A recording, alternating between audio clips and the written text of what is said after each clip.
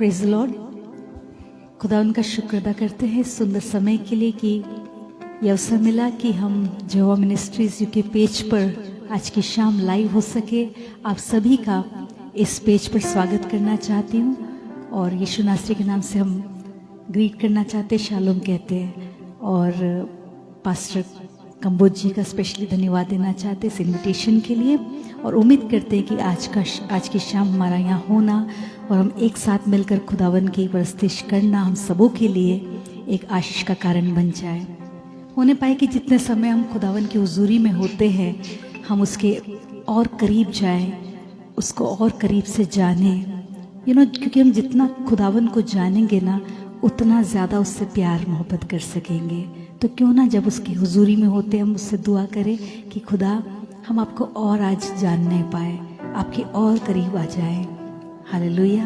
हमारा यहाँ होना, हमारा ये सेशन सुनना हमारे जीवन में बदलाव को लेकर आए। हालेलुया।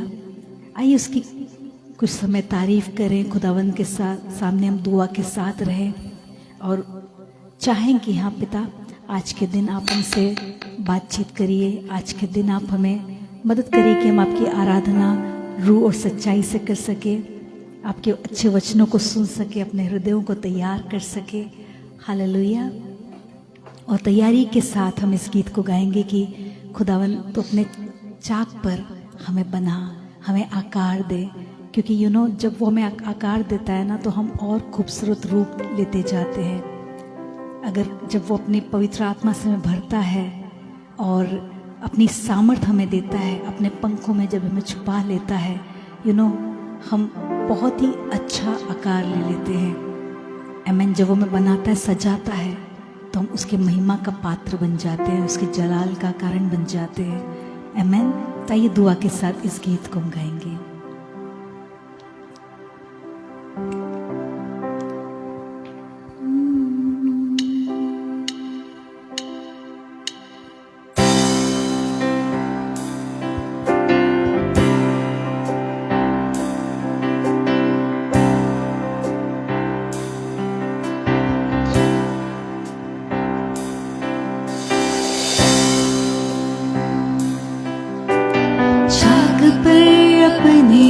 मुझे रूप अपना यीशु दे, मुझे जलाल का अपने बर्तन बना।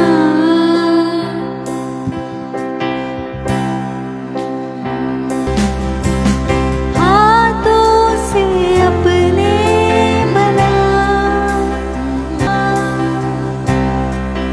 महफूज हूँ मैं तेरे साए, तेरा हाथ मैं कभी ना छोड़ूंगा। महफूज हूँ मैं तेरे साए में खुदा, तेरा हाथ मैं कभी ना छोड़ूंगा। महफूज हूँ मैं तेरे साए में खुदा, तेरा कभी ना छोड़ूंगा। हाथों से अपने बना, हाथों से अपने सजा। आमीन। हालेलुया। उसका वचन कहता है कि वो हमें कभी भी छोड़ेगा नहीं और त्यागेगा नहीं। वो हमेशा हमेशा एक सा है, अपने वायदे का धनी और वायदे का पक्का है। लेकिन हम ही कई बार उसको छोड़कर अपने रास्ते चले जाते, अपने मर्जी के मालिक हो जाते हैं। हम उसकी खुदावन की मर्जी को समझना ही नहीं चाहते। क्यों ना हम प्रभु से कहे कि हाँ प्रभु, हम इस बात को जानते हैं, हम आपको धन्यवाद देते हैं कि आप हमेशा हमारे संग है और आप हमें बना रहे हैं, हमें तोड़ते भी हैं और बनाते भी हैं और अच्छे के लिए। खुदावन हम जानते हैं कि आपकी मर्जी हमारे लिए बहुत ही बेहतर है, जो हम सोच भी नहीं सकते। अब हमेशा हर रास्ते में हमारे साथ है, चाहे हम लहरों में होकर चले, चाहे हम पानी में चले, हम आंधियों का सामना करें, लेकिन आप हमारे साथ कभी भी हमें छोड़ते नहीं। हम शुक्रगुजार हैं पिता, हम आपके बहुत ही आभारी हैं और हम कितना भी आपको धन्यवाद करें कम है। भंवर के बीच में तू कहता है थम जा, तू मेरी ताकत है, तू ही मेरा ईमान। भंवर के बीच में थैंक यू। तू कहता है थम जा, तू मेरी ताकत है, तू ही मेरा ईमान। बीते कल में तू साथ मेरे था, आज भी मेरे साथ है खड़ा। आने वाले कल में भी होगा, उठते हुए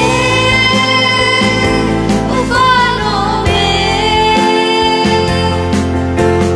तू ही मेरी चट्टान। बढ़ती हुई लहरों में तेरे कदमों के निशान।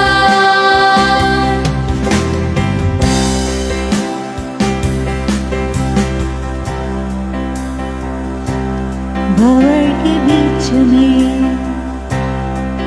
तू कहता है थम जा, तू मेरी ताकत है, तू ही मेरा ईमान। भंवर के बीच में तू कहता है थम जा, तू मेरी ताकत है, Yes Lord, you are. तू ही मेरा ईमान। You're my trust God. बीते कल में तू Oh, we thank you, साथ Father. मेरे We just praise you, God. We lift up your name. आज भी मेरे साथ है खड़ा। आने वाले कल में भी होगा, उठते हुए तूफानों में तू ही मेरी चट्टान। बढ़ती हुई लहरों में तेरे कदमों के निशान। बीमारियों में तू कहता है उठ जा, यहोवा राफा, तू ही मेरी शिफा। बीमारियों में Yes Lord, you are Jehovah Rapha, तू healer. कहता है Oh, उठ Rikha जा, Malama Shikam Dore Bena Hasse. You are the one that healeth us, God. तू ही मेरी शिफा। बीते कल में तू साथ मेरे था, आज भी मेरे साथ है खड़ा। आने वाले कल में भी होगा, उठते हुए तूफानों में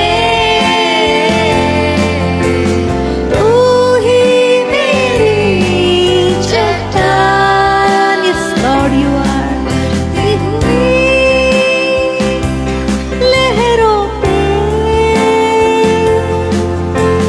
तेरे कदमों के निशान।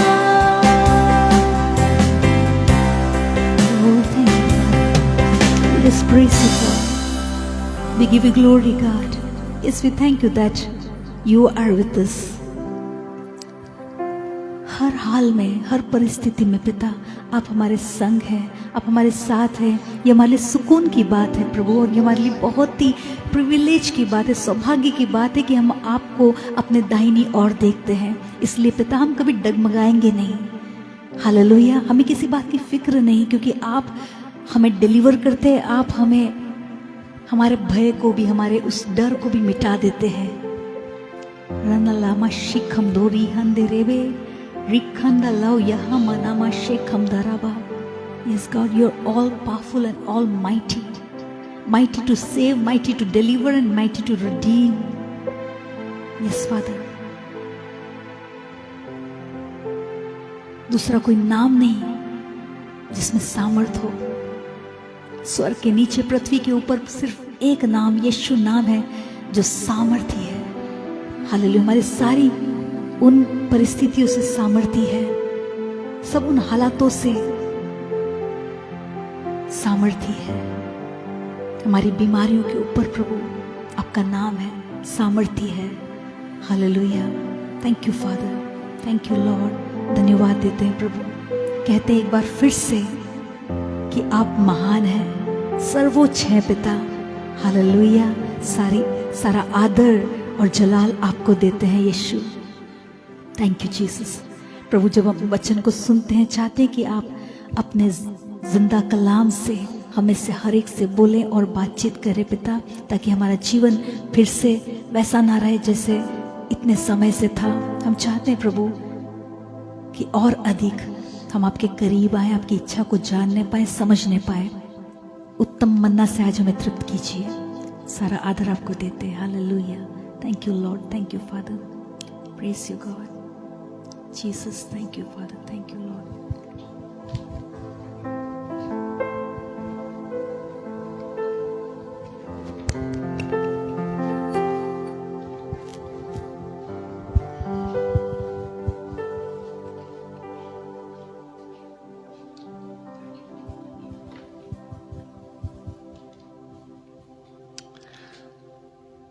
सबको जय मसीह की.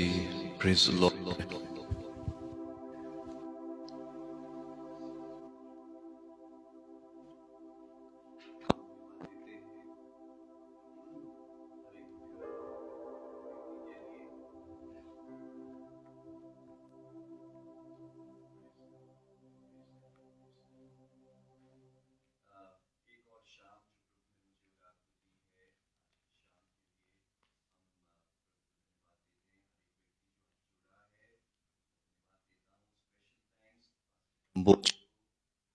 जिन्होंने ये अवसर ओके. सो यदि आप अभी तक बने रहे थे, आपसे निवेदन है कि थोड़ा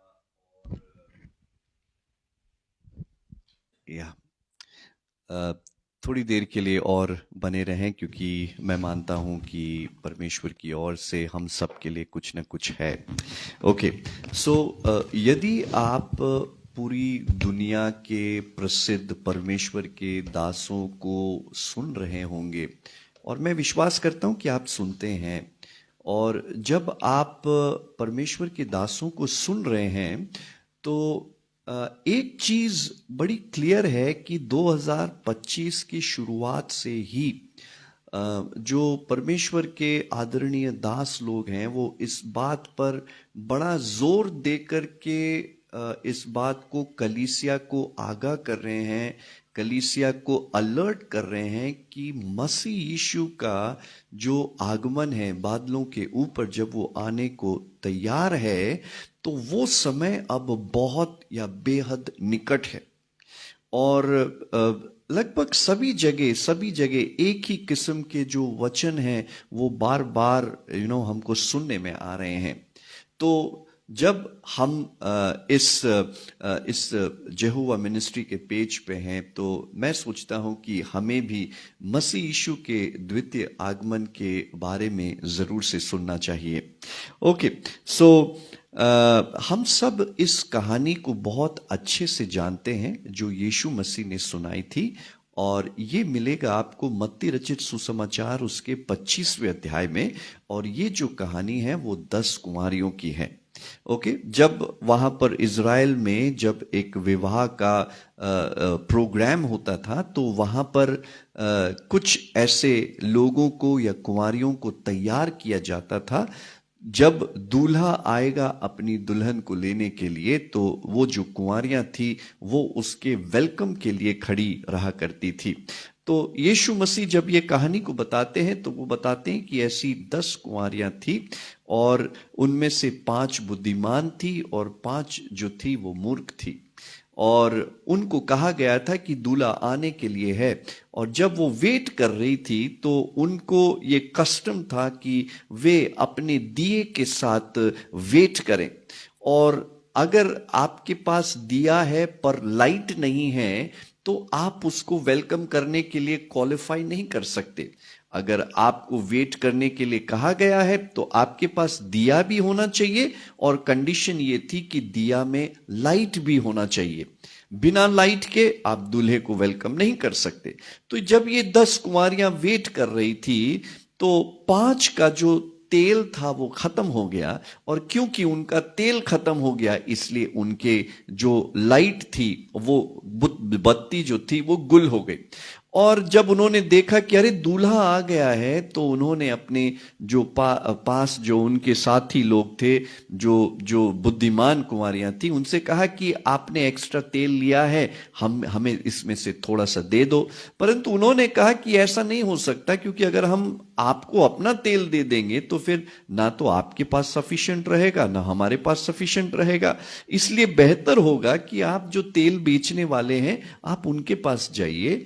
और जब ये गए इतने में दूल्हा आया, और जिनके पास तेल एज वेल एज जलता हुआ दिया था उनको वो लेकर के चला गया।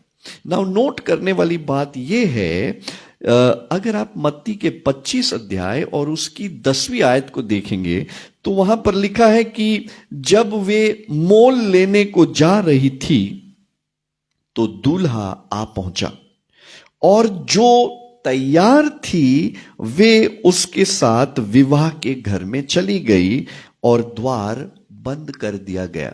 नाउ नोट करने वाली बात यह है कि जो तैयार थी, हालेलुया, जो तैयार थी। तो एक हिंट मुझे और आपको यह मिलता है कि जब मसीह यीशु दोबारा बादलों पर आएगा तो वो लोग उसके साथ जाएंगे जो क्या है, जो तैयार है। हालेलुया। सो इन दिनों में जब दुनिया के सारे प्रचारक इस बात का जोर दे रहे हैं, इस बात पर जोर दे रहे हैं कि भाई मसीह यीशु बहुत जल्दी आने वाला है, बहुत जल्दी आने वाला है। अब वो कब आएगा, कौन सी तारीख को आएगा, ये सब कैलकुलेट करने की हम कोशिश भी नहीं कर रहे हैं, ना प्रयास कर रहे हैं। परंतु एक बात जो जरूरी है उसके ऊपर मैं आपका ध्यान आकर्षित करना चाहता हूं, और वो ये है कि जो तैयार है वो मसीह यीशु के साथ जाएंगे। ओके, सो अब सवाल ये उठता है कि जो तैयार है, ओके, तो कौन लोग इस दृष्टांत में तैयार थे?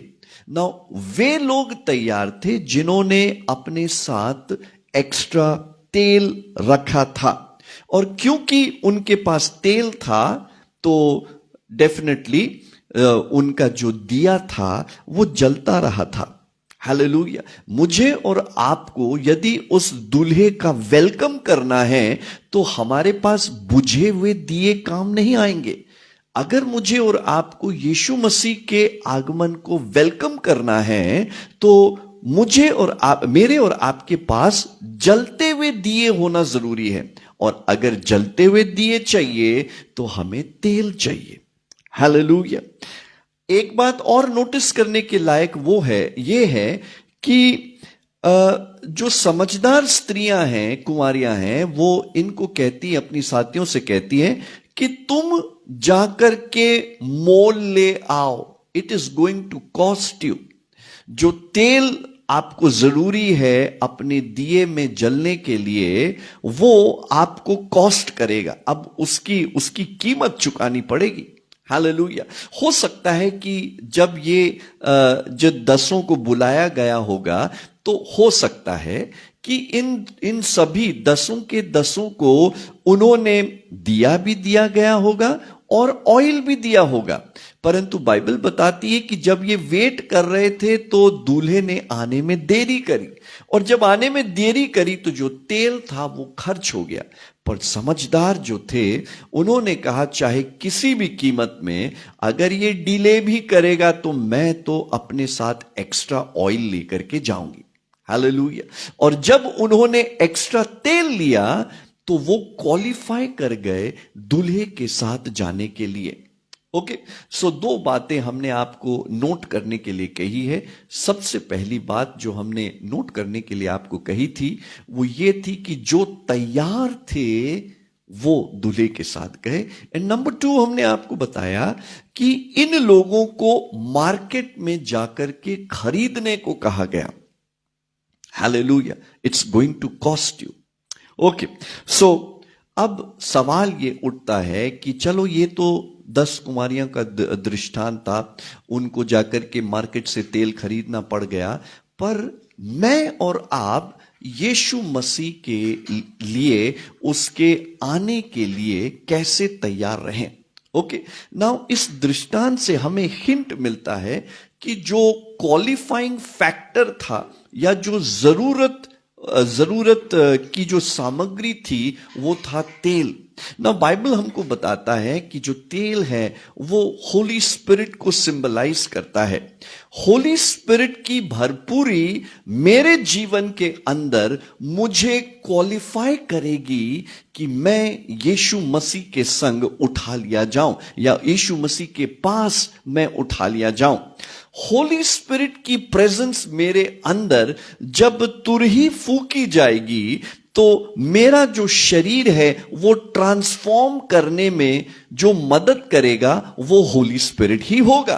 जो होली स्पिरिट है मेरे बॉडी को ट्रांसफॉर्म करेगा या बदलाव लेकर के आएगा, जिसके द्वारा मेरा शरीर इस पृथ्वी के ग्रेविटेशनल फोर्स को तोड़ करके मेरे शरीर को वो उठा करके बादलों में उठा लेगा। ऐसे किसकी मदद से होगा? ऐसा होली स्पिरिट की मदद से होगा। ओके, सो पौलुस कहता है कि इफिसियों के 5:18 में कि आत्मा से परिपूर्ण होते जाओ। कभी भी एक ऐसा समय न हो जब हम पूरी तरीके से सूखे पाए जाएं। ऐसा कभी भी समय न हो कि जब हमने अपनी फेलोशिप को पूरी तरीके से इग्नोर कर दिया गया है और होली स्पिरिट को पूरी तरीके से हमने इग्नोर करके रखा है। कोई फेलोशिप नहीं है, कोई प्रेयर नहीं है, कोई कुछ नहीं है, जिसके कारण जब यीशु मसीह जब बादलों पे आएगा तो हम बड़े डिसअपॉइंटेड होंगे, क्योंकि जिस जीवन के अंदर तेल नहीं होगा उसके अंदर लाइट नहीं होगी, और जिसके पास लाइट नहीं होगी, हालेलुया, वो इस पृथ्वी पर एक भयानक समय को फेस करने के लिए छोड़ दिया जाएगा। हालेलुया। सो कौन सी बात मुझे और आपको क्वालिफाई करेगी या मुझे और आपको लायक बनाएगी कि मैं और आप यीशु मसीह के साथ उठा लिए जाएं या यीशु मसीह के पास उस बादलों पर उठा लिए जाएं? तो हम इस बात को सोचते हैं कि ये वो तेल होगा या होली स्पिरिट की भरपूरी होगी मेरे लाइफ के अंदर जो मुझे उसके पास क्वालिफाई करेगी। हालेलुया। ओके, सो जब हम आगे बढ़ते हैं तो अब सवाल ये उठता है कि मैं कैसे उस तेल को प्राप्त करूं या कैसे इस शरीर रूपी दिए में हमेशा तेल पाया जाए। तो बाइबल हमें एक बात और बताती है। अगर आप भजन संहिता 91 पढ़ेंगे, भजन संहिता 91 अगर हम पढ़ेंगे तो वहां पर उसकी पहली आयत में एक जगह के बारे में बताया गया है। ये जगह कोई सुपरमार्केट नहीं है जहां से आप तेल लेकर के आ सकते हो, पर अगर आप साम 91 पढ़ेंगे तो वहां पर लिखा है कि जो परम प्रधान के छाए हुए स्थान पर बैठे रहें वो सर्वशक्तिमान की छाया में ठिकाना पाएगा। इंग्लिश में लिखा है कि they who dwell in the secret place of the Lord, वो परमेश्वर के पंखों की छाया में ठिकाना पाएंगे। नाउ नोट करने वाली बात यह है कि सीक्रेट प्लेस, हालेलुया, ये सीक्रेट प्लेस इसलिए कही गई है या छाए हुए स्थान इसलिए कहे गए हैं क्योंकि ये जो स्थान है ये सिर्फ आप जानते हैं। इस सीक्रेट प्लेस में सिर्फ आप जा सकते हैं। आप पूरी भीड़ को लेकर के उस सीक्रेट प्लेस में नहीं जा सकते, क्योंकि अगर भीड़ को लेके जाओगे तो फिर वो सीक्रेट प्लेस ना रही। सीक्रेट प्लेस वो जगह है जहां पर सिर्फ आप और आपका प्रभु एक जगह पर जाकर के मुलाकात करते हैं। और बाइबल बताती है साम्स 91 में कि ये जो सीक्रेट प्लेस ये एक बहुत ही गजब की जगह है। यहां पर हमें एक डिवाइन प्रोटेक्शन मिलता है, हमें एक ऐसा सुरक्षा प्रदान करी जाती है कि चाहे दुनिया में कोई सी भी बीमारी फैल रही हो तो भी हालेलुया ये बीमारी हमारे करीब नहीं आएगी, क्योंकि हम सीक्रेट प्लेस में वास करते हैं। हालेलुया। ओके, ये वो जगह है जहां पर हमारा जो बैरी है या हमारा जो शत्रु है या अंधकार की जो ताकतें हैं ये हम पर हावी नहीं होती है। हालेलुया। और ये वो स्थान है जहां पर हमारी प्रार्थनाएं जो है वो सुनी जाती है। ये एक बड़ी प्रिविलेज्ड जगह है, सीक्रेट प्लेस।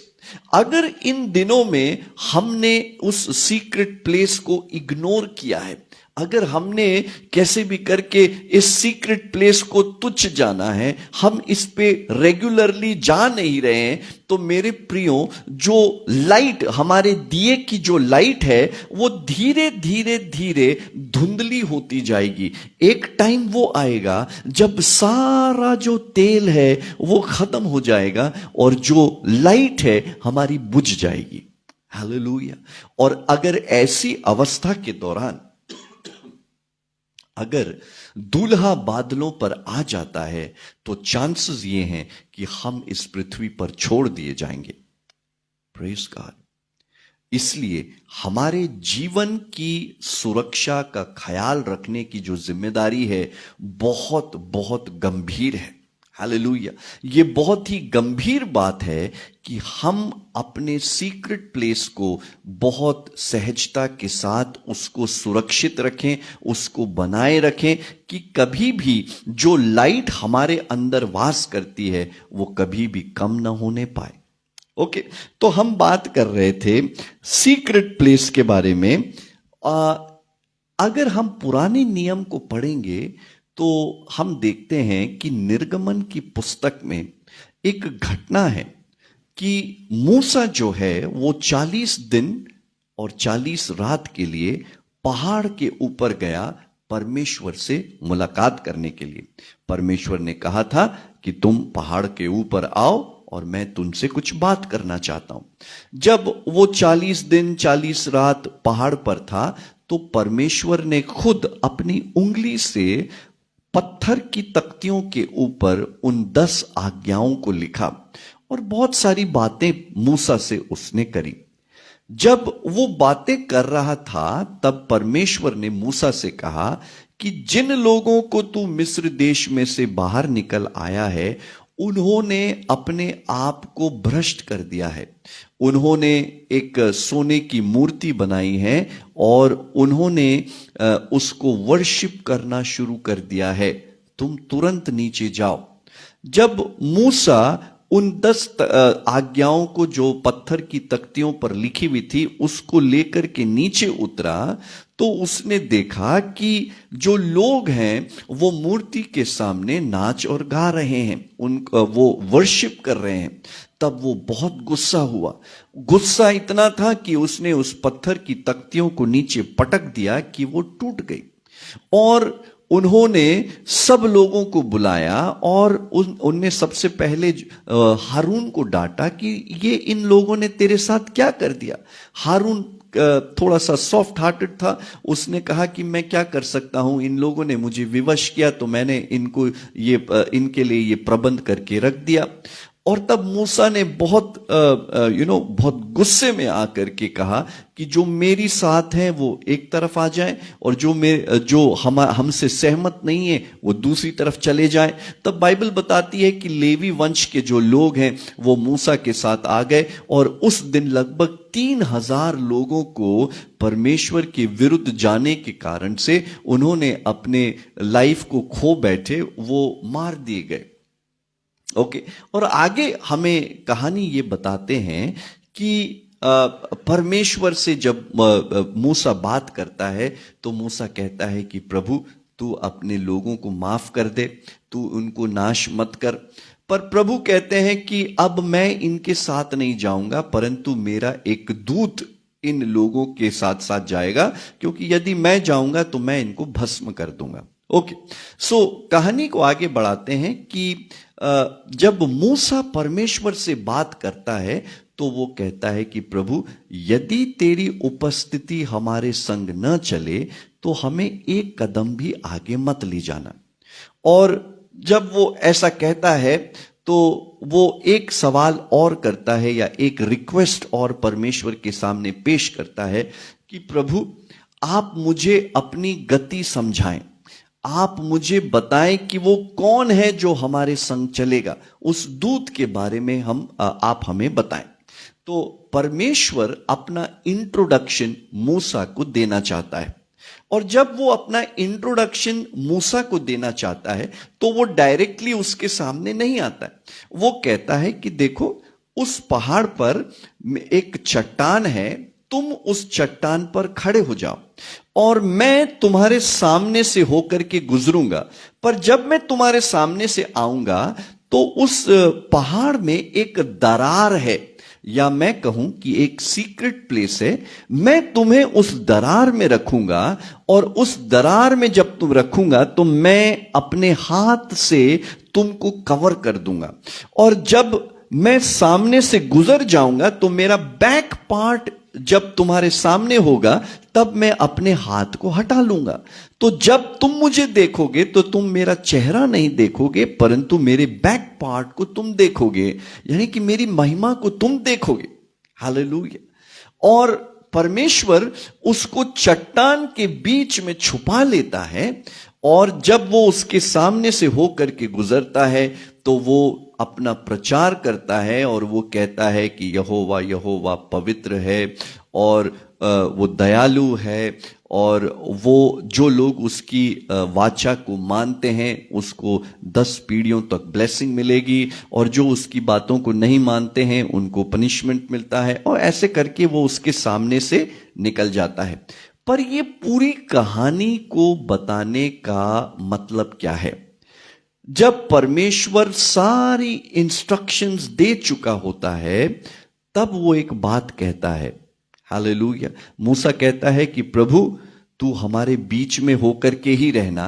तब वो कहता है कि मैं ऐसे काम करूंगा जो तूने आज तक नहीं देखे हैं। हालेलुया। ये जब वो पहाड़ पर सीक्रेट प्लेस में परमेश्वर से बातचीत करता है तब परमेश्वर उसको ये ब्लेसिंग देते हैं। पर ब्लेसिंग मेन बात नहीं है।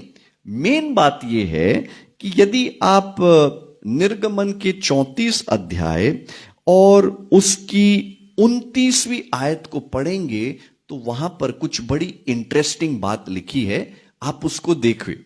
निर्गमन की पुस्तक उसका 34वां अध्याय और उसकी 29th वर्स, वहां पर ऐसा लिखा है, जब मूसा साक्षी की दोनों तख्तियां हाथ में लिए हुए सीने पर्वत से उतर रहा था, तब यहोवा के साथ बातें करने के कारण उसके चेहरे से किरणें निकल रही थी। नाउ यहां पर हमको एक और हिंट मिल रहा है। परमेश्वर के साथ मूसा बात कर रहा है। कहां पर बात कर रहा है? उसने उसको सीक्रेट प्लेस में, उस पहाड़ में जो दरार थी या जो एक क्लेफ्ट था उसके बीच में एक छोटी सी गुफा जो थी, उसमें परमेश्वर ने मूसा को छुपाया था, अपने हाथ से उसको कवर करके रखा था और परमेश्वर उससे बात कर रहा था।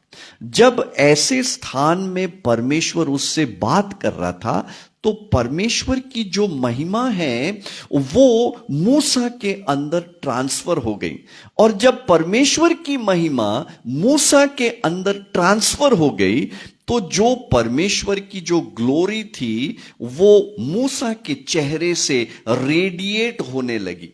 हालेलुया।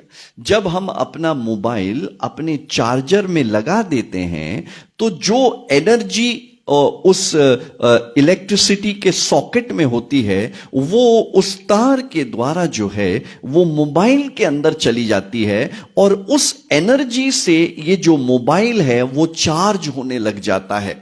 उसी तरीके से जब मैं और आप भी उस सीक्रेट प्लेस में, जहां पर और कोई नहीं है, सिर्फ मैं और परमेश्वर हैं, जब हम उस सीक्रेट प्लेस में बैठते हैं और जब परमेश्वर मुझसे और आपसे बातचीत करता है, तब उसकी महिमा जो है वो हमारे भीतर आने लग जाती है, हम फिल होने लग जाते हैं। जैसे मोबाइल बताता है कि कितने जो डंडियां हैं हमारे चार्ज हो रही है, उसी तरीके से जो परमेश्वर की महिमा हमारे अंदर आती है या परमेश्वर की प्रेजेंस जो है हमारे अंदर रब करने लग जाती है, तो धीरे धीरे धीरे जो चार्ज है, परमेश्वर का चार्ज हमारे भीतर के आने से जो प्रेजेंस है वो हमको भर देती है और हम तैयार हो जाते हैं। हालेलुया, हम उसकी आत्मा से भर जाते हैं।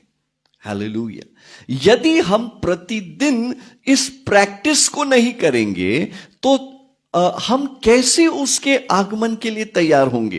पर यदि हम प्रैक्टिस करते हैं प्रतिदिन उस सीक्रेट प्लेस में बैठने के द्वारा, उसकी होली स्पिरिट से भर जाने के द्वारा, तो प्रभु फिर कभी भी आए हम उसके आगमन के लिए तैयार रहेंगे।